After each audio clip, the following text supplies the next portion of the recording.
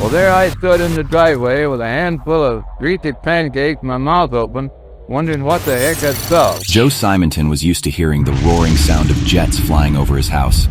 After all, he lived under an air traffic route in Eagle River, Wisconsin. But on April 18, 1961, at around 11 in the morning, Joe was about to witness something so extraordinary, it would change his life forever.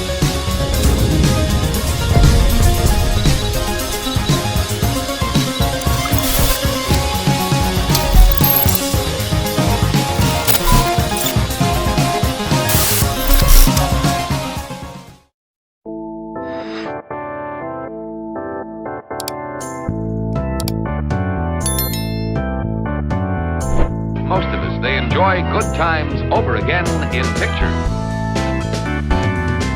Ah, the 1960s. A much simpler time of life. But things were about to change for a small-town farmer named Joe.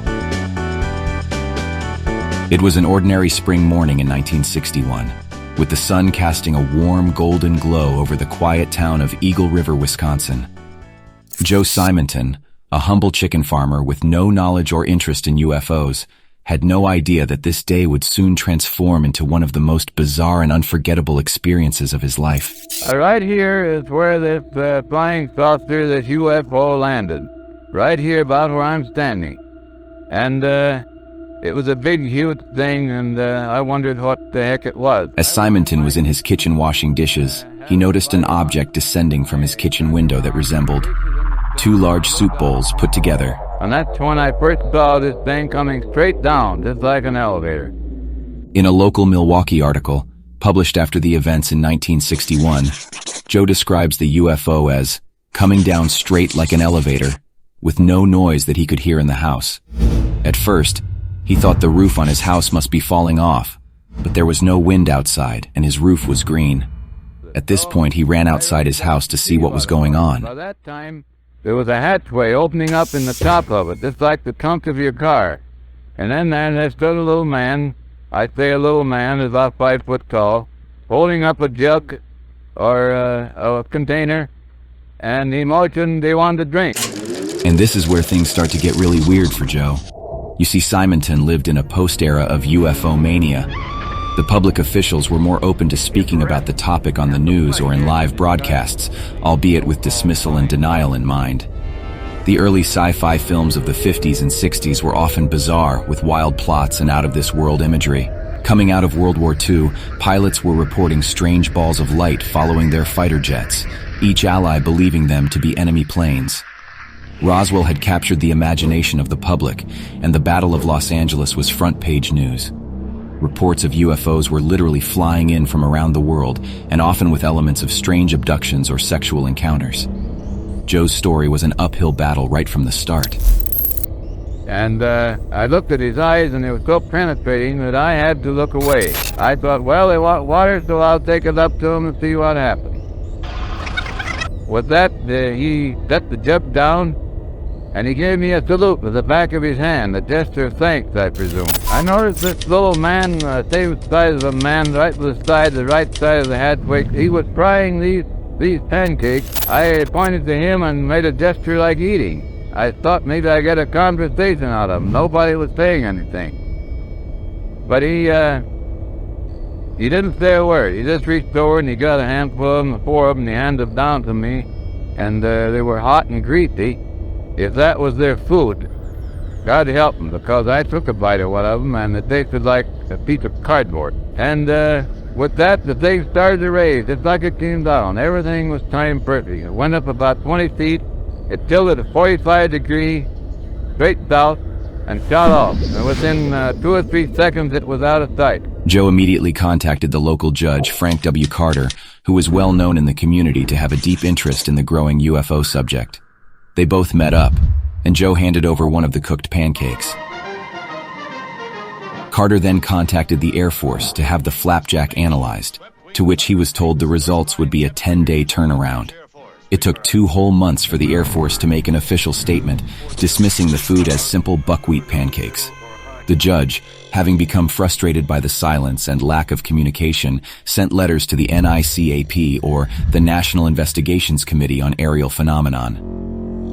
In the early 60s, the NICAP was generally considered to be a well-respected organization that investigated UFO claims. But the then head Richard Hall would later admit, after the organization was disbanded, that they never took close encounters of the third kind cases seriously because they wanted to shy away from cases that the public deemed too fringe. In correspondences between Judge Carter and the then famous NICAP investigator Richard Hall, you can see the blatant dismissal of the case. In one letter, Hall claims he is merely passing along the pancake analysis as a favor and how they are extremely dubious of the entire affair. The NICAP wanted no public association with the case or any of its results, and thus Joe's story was deemed to be too ludicrous by investigators who wished to appease the status quo. This decision would lay the groundwork for the incoming global reaction. Within days of the encounter, Eagle River became a hotbed of media activity. Joe reluctantly found himself in the center of a publication frenzy, much of which ridiculed him.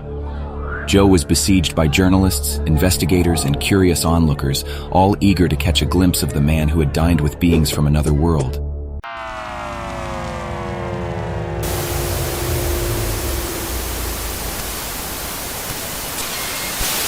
He must have been hallucinating. He must have cooked the pancakes himself.